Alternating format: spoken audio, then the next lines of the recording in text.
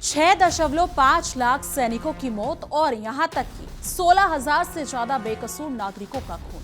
ये सिर्फ कागज पर लिखे कोई आम आंकड़े नहीं है, बल्कि इंसानियत के माथे पर लगा वो काला धब्बा है जिसे आने वाला इतिहास कभी माफ नहीं करने वाला। आज पूरी दुनिया तमाशबीन बनी बैठी है और पर्दे के पीछे से अपनी राजनीतिक रोटियां सेक रही है। लेकिन सबसे बड़ा सवाल ये उठता है कि आखिर रूस और यूक्रेन के इस भयानक विनाश का हिसाब ये दुनिया कब मांगेगी। 4.5 साल से जारी इस खूनी खेल में बारूद की बू इतनी भयानक हो चुकी है कि न्याय की आवाज पूरी तरह दब गई है।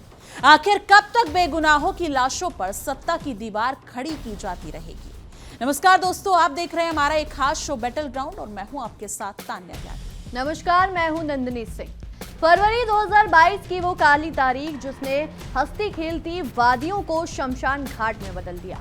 आज इस विनाशकारी जंग को शुरू हुए पूरे 1636 दिन बीत चुके हैं, लेकिन शांति की कोई उम्मीद दूर दूर तक नजर नहीं आ रही। किसकी जीत होगी और कौन हारेगा, इसका सीधा जवाब तो शायद किसी के पास नहीं है, मगर जो नतीजे सामने आए हैं वो केवल तबाही की खौफनाक दास्तान बयान करते हैं। इस एक जिद ने रूस और यूक्रेन दोनों मुल्कों को बर्बादी के मुहाने पर लाकर खड़ा कर दिया है। पिछले कुछ समय से मिडिल ईस्ट का माहौल गरमाया हुआ है। ईरान इजराइल की जंग और अमेरिका की चालबाजियों ने पूरी दुनिया का ध्यान रूस यूक्रेन के मोर्चे से भटका दिया है, क्योंकि अमेरिका अपनी कूटनीतिक रोटियां सेकने में ऐसा मशगूल हुआ कि उसने इस भयानक जंग को अपने हाल पर छोड़ दिया। सच तो यह है कि ध्यान भटकते ही ये युद्ध और भी ज्यादा हिंसक और आक्रामक हो चुका है। अब तो हर बीतते दिन के साथ आम नागरिकों की मौत का आंकड़ा बड़ी तेजी से बढ़ रहा है। हम बेहद आसान और बोलचाल की भाषा में इस पूरी जंग की कड़वी सच्चाई आपके सामने रखने जा रहे हैं। हम आपको बताएंगे कि आखिर रूस ने यूक्रेन पर हमला क्यों किया, इस अंतहीन युद्ध में रूस ने क्या क्या खोया है, यूक्रेन को कितना गहरा जख्म मिला है और दोनों मुल्कों के सामने आज कौन कौन से बड़े संकट आ खड़े हुए हैं। अमेरिका जैसे शक्तिशाली देशों के दोहरे रवैये ने इस आग में केवल घी डालने का काम किया है। आइए एक एक करके इस युद्ध के हर उस पहलू की पड़ताल करते हैं जिसे जानने के बाद किसी का भी दिल दहल जाएगा। सबसे पहले इस बुनियादी सवाल पर बात करते हैं कि रूसी राष्ट्रपति पुतिन ने यूक्रेन पर हमला करने का कदम क्यों उठाया। पुतिन दो बड़े और साफ इरादों के साथ मैदान में उतरे थे। उनका पहला मकसद यूक्रेन के एक बड़े इलाके पर कब्जा कर और उसे जमा कर उसे रूस में मिलाना था। वहीं उनका दूसरा मकसद यूक्रेन की राजधानी कीव में बैठकर काम कर रही सरकार को उखाड़ फेंकना और वहां अपनी मर्जी की कठपुतली सरकार बैठाना था। इसके अलावा रूस की एक बड़ी मंशा ये भी थी कि पश्चिमी देशों के सैन्य संगठन नाटो की ताकत और उसकी साख को पूरी तरह से मिट्टी में मिला दिया जाए। रूस चाहता था कि पूरे पूर्वी यूरोप में उसका अपना दबदबा और खौफ कायम हो और यूरोपीय संघ ताश के पत्तों की तरह बिखर जाए। पुतिन का हमेशा से ये मानना रहा है कि यूक्रेन कोई अलग मुल्क नहीं है, बल्कि रूस के पुराने साम्राज्य का ही एक हिस्सा है। पुतिन रूस और यूक्रेन को इतिहास, अर्थव्यवस्था, संस्कृति और धर्म अगर देखा जाए तो धर्म के धागों से एक ही डोर में बंधा हुआ देखता है।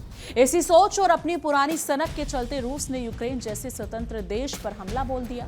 यानी कि एक रिपोर्ट में साफ जाहिर होता है कि रूस पिछले कुछ महीनों से एक तय रणनीति के तहत यूक्रेन के अलग अलग हिस्सों को निशाना बनाकर वहां लगातार तबाही मचा रहा है। एक रिपोर्ट के मुताबिक रूसी सेना उत्तरी सूमी, पूर्वी खार्किव, उत्तर पश्चिमी डोनेट्स्क, ज़ापोरिज़िया के उत्तरी इलाकों और खार्सन पर हर दिन बमबारी कर रहा है। रूस का मकसद अब सिर्फ यूक्रेनी फौज को हराना नहीं रह गया, बल्कि वो यूक्रेन के बुनियादी ढांचे, बिजली घरों और आम रिहायशी इलाकों को भी ड्रोन से निशाना बना रहा है, ताकि लोगों में दहशत का माहौल बना रहे।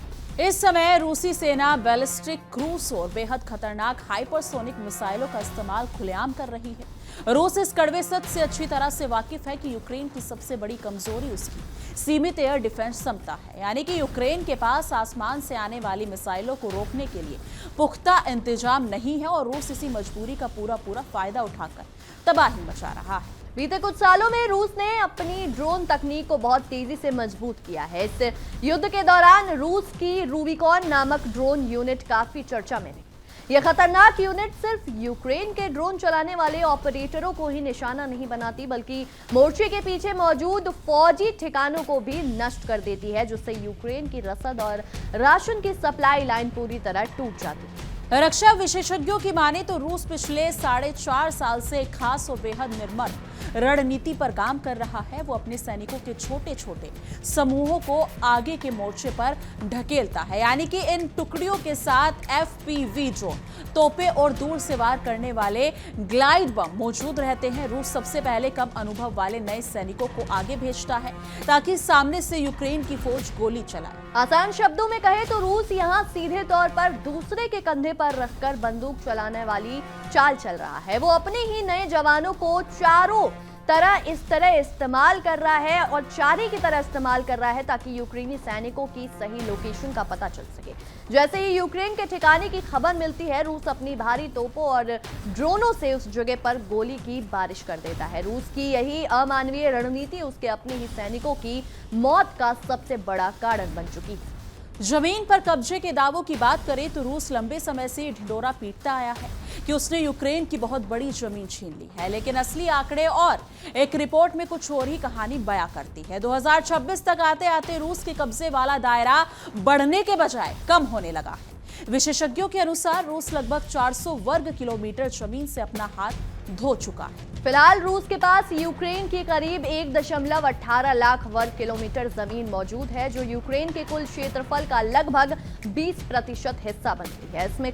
इससे करीब 75,000 वर्ग किलोमीटर जमीन पर रूस ने फरवरी 2022 में हमला करने के बाद कब्जा जमाया था, यानी नए सिरे से उसने यूक्रेन की 12% जमीन छीनी थी। मगर 2026 में पहली बार ऐसा देखने को मिला कि रूस के कदम आगे बढ़ने की जगह पीछे हटने लगे। जंग के शुरुआती दिनों को याद करें तो मार्च 2022 में रूसी सेना इतनी तेजी से आगे बढ़ रही थी कि उसने महज 5 हफ्तों के भीतर ही करीब 1.15 लाख वर्ग किलोमीटर इलाके पर अपना कब्जा जमा लिया था। लेकिन यूक्रेन की सेना ने भी हार नहीं मानी और डटकर सामना किया।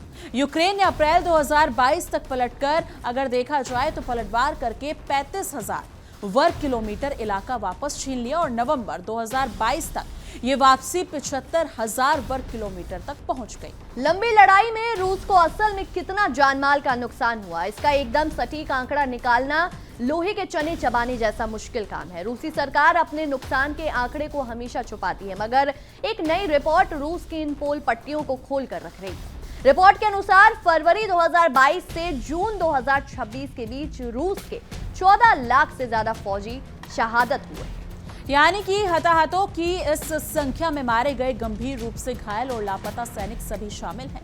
अगर केवल जान गंवाने वाले रूसी जवानों की बात की जाए तो ये खौफनाक आंकड़ा करीब 4 लाख से 4.5 लाख के बीच बैठता है। रूस के लिए सबसे ज्यादा फिक्र की बात यह है कि हर महीने मोर्चे पर अगर देखा जाए तो उसके 30,000 से 34,000 जवान खत्म हो रहे हैं, जबकि नई भर्तियों की दर सिर्फ 27,000 प्रति महीना। इसका साफ मतलब यह है कि जितने नए फौजी रूसी सेना में भर्ती किए जा रहे हैं, उससे कहीं ज्यादा फौजी हर महीने जंग के मैदान में दम तोड़ रहे हैं। यानी रूस की स्थिति उसके लिए ऐसी हो गई है कि सिर मुड़ाते ही ओले पड़े। जितने जवान तैयार नहीं होते, उससे ज्यादा ताबूत बनकर घर वापस लौट रहे हैं।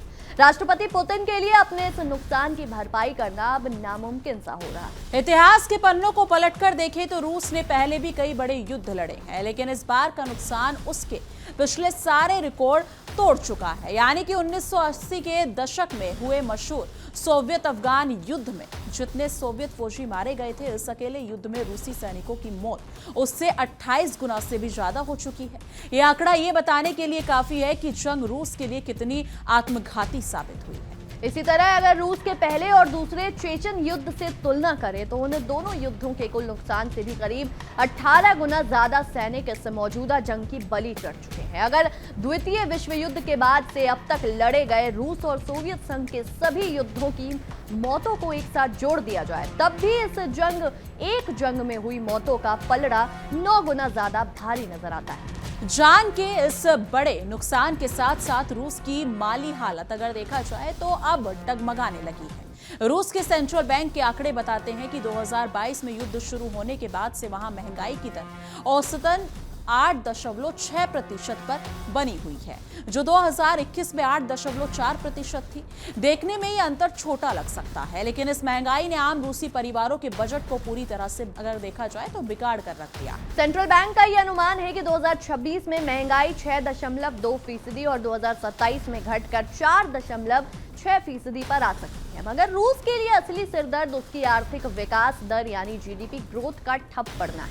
साल 2021 में रूस की अर्थव्यवस्था 5.9% की रफ्तार से आगे बढ़ रही थी, लेकिन युद्ध शुरू होने के बाद से उसकी औसत विकास दर घटकर महज 2.2% रह गई है। आर्थिक अनुमानों की माने तो 2026 में रूस की विकास दर गिरकर सिर्फ 0.6% और यहां तक कि 2027 में 1.3% रहने की संभावना है। यानी कि रूस की अर्थव्यवस्था पूरी तरह से रेंगने पर मजबूर हो चुकी है। लेकिन एक हैरान कर देने वाली बात यह है कि इतने बड़े आर्थिक संकट के बावजूद रूस में बेरोजगारी का आंकड़ा काफी कम दर्ज किया जा रहा है। साल 2026 में रूस की बेरोजगारी दर 2.2% और 2027 में 2.5% रहने का अनुमान है। पहली नजर में तो ये आंकड़े किसी भी देश के लिए अच्छे लग सकते हैं, लेकिन इस कम बेरोजगारी के पीछे कड़वी सच्चाई कुछ और ही है।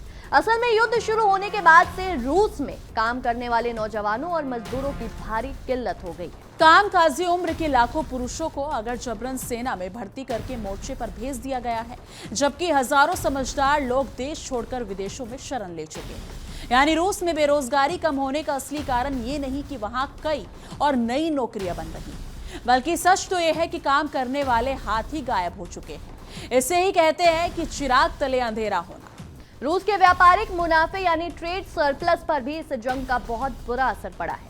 जो रूस दुनिया भर में सामान बेचकर मोटा मुनाफा कमाता था, उसकी कमाई अब तेजी से घट रही है। साल 2021 में रूस का व्यापार अधिशेष 170 अरब डॉलर था, जो कि 2025 में घटकर सिर्फ 66 अरब डॉलर रह गया है। अनुमान है कि 2027 तक ये और गिरकर 45 अरब डॉलर पर सिमट जाएगा।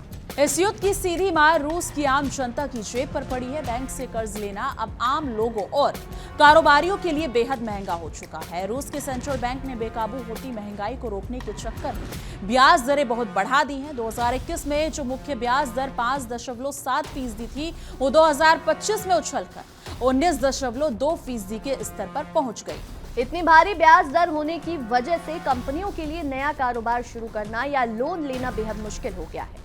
इससे महंगाई भले थोड़ी कम हो जाए, लेकिन देश की आर्थिक रफ्तार पूरी तरह से थम जाती है। कील इंस्टीट्यूट एक रिपोर्ट की माने तो वित्तीय स्थिति को लेकर और भी ज्यादा चिंताजनक और डरावने वाले खुलासे हुए हैं। रिपोर्ट के अनुसार युद्ध शुरू होने के वक्त रूस के अगर देखा जाए तो सोवरेन वेल्थ फंड यानी कि आपातकाल के लिए जमा करके रखे गए सुरक्षित खजाने में उसकी कुल जीडीपी का 6.5% पैसा जमा था। लेकिन लगातार होते युद्ध के खर्चे की वजह से अप्रैल 2026 तक ये घटकर महज 1.8% रह गया।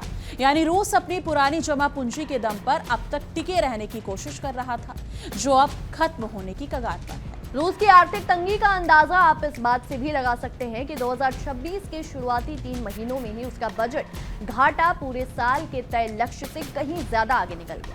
रूस की हालत अब आमदनी अठन्नी खर्चा रुपया जैसी हो चुकी है। अब तक हमने रूस के नुकसान की बात की, चलिए अब रुख करते हैं यूक्रेन की तरफ और देखते हैं कि वहां तबाही का क्या मंजर है। जब युद्ध शुरू हुआ था तब रूसी राष्ट्रपति पुतिन ने बड़ी शेखी बगाड़ते हुए कहा था कि वो महज 72 घंटों के भीतर यूक्रेन को घुटनों पर ला देंगे। लेकिन आज 4.5 साल बीत जाने के बाद भी यूक्रेन न सिर्फ मैदान में डटा हुआ है, बल्कि रूस की सीमा के भीतर घुसकर पलटवार कर रहा है और उसकी सैन्य ताकत को सीधी चुनौती दे रहा है। रक्षा विशेषज्ञों के मुताबिक यूक्रेन अब रूस की सीमा के बहुत अंदर तक जाकर हमले कर रहा है। उसने सेंट पीटर्सबर्ग और मॉस्को जैसे अति सुरक्षित रूसी शहरों तक अपने ड्रोन्स भेजकर हमले किए हैं। खबरों की माने तो कीव से 6000 किलोमीटर से भी ज्यादा दूरी पर स्थित उक्रेना एयर बेस को भी यूक्रेनी ड्रोनों ने सफलतापूर्वक निशाना बनाया है। इसके अलावा यूक्रेन के निशानों पर कालुगा जैसे रणनीतिक इलाके भी हैं, जो यूक्रेनी सीमा से 30 से 300 किलोमीटर की दूरी पर मौजूद है। हाल के दिनों में यूक्रेन ने रूस के कब्जे वाले क्रीमिया इलाके में ताबड़तोड़ हमले करके रूसी नौसेना के छक्के छुड़ा दिए। इन हमलों में अगर देखा जाए तो रूस में पेट्रोल की भारी किल्लत हो गई और उसकी रसद व्यवस्था भी गड़बड़ा गई। इस लड़ाई में यूक्रेन की सबसे बड़ी ताकत अमेरिका की मदद से मिला हॉर्नेट ड्रोन प्रोजेक्ट साबित हो रहा है। महज $6000 की लागत वाला ये छोटा सा ड्रोन 150 किलोमीटर की दूरी तक जाकर सटीक हमला कर सकता है। ये दिन और रात दोनों समय लाइव वीडियो भेज सकता है और इसमें मौजूद AI टेक्नोलॉजी रूसी फौजी ठिकानों को खुद ढूंढकर तबाह कर देती। हालांकि इस बहादुरी के बदले यूक्रेन को भी बहुत बड़ी और दर्दनाक कीमत चुकानी पड़ी। यानी कि एक रिपोर्ट के मुताबिक 2022 से जून 2026 के बीच यूक्रेन के 5.25 लाख से 6.25 लाख सैनिक हताहत हुए। इनमें से करीब 1.25 लाख से 1.5 लाख वीर यूक्रेनी जवानों के मारे जाने की पुष्टि की गई।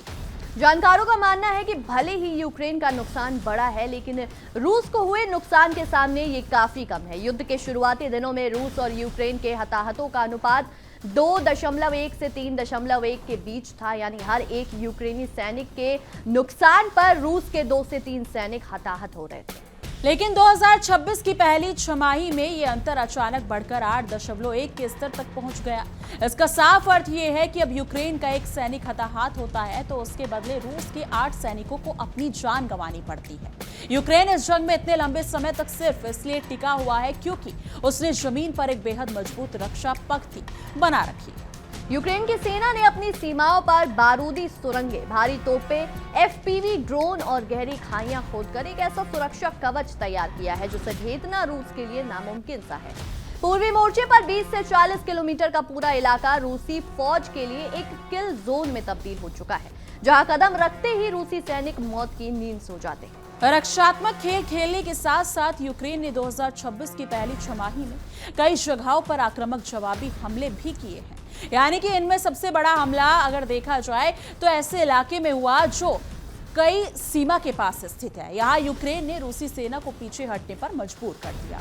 एक रिपोर्ट बताती है कि यूक्रेन ने अपनी इसी जवाबी कार्रवाई के दम पर ओलेक्सैंड्रिपा और यूलियाई पोल के पास की लगभग 400 वर्ग किलोमीटर जमीन वापस छीन ली है। अप्रैल और मई 2026 में भी यूक्रेनी सेना ने कई मोर्चों पर रूस को खदेड़ा। हालांकि क्रीमिया और डोनबास जैसे ऐतिहासिक इलाकों को वापस पाना यूक्रेन के लिए आज भी एक टेढ़ी खीर बना हुआ है। इस लगातार जारी युद्ध की वजह से आज पूरा यूक्रेन खंडर का रूप ले चुका है।